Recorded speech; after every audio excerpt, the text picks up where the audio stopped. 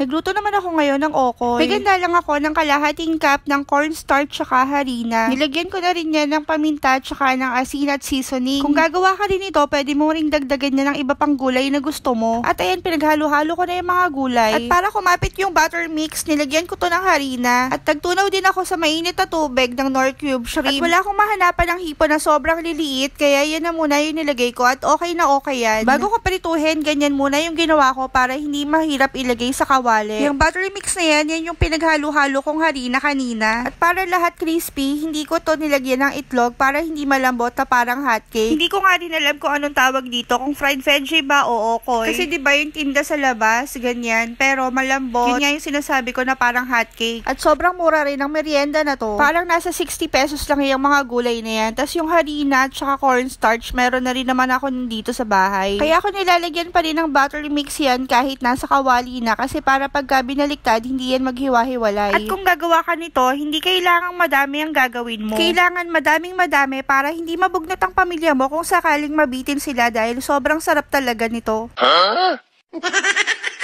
Ang galing nga ang dami kong nagawang ganyan, ang sarap na, tsaka sobrang mura pa. At gumawa rin nga pala ako ng suka. Alam nyo ba, mas gusto ko pa yung 1.5 na suka na mura lang, yung tig to 20 pesos. Ay nako, may umaaligid na naman. Kasi yung mga suka na commercial, hindi ko talaga kinakaya, sobrang asim talaga nun. Parang pangluto lang. At yan lalo na yung mga maliliit na yan, ang sarap talaga ng sobra. Sobrang OA ko na ba kasasabi ng masarap? I-try nyo ring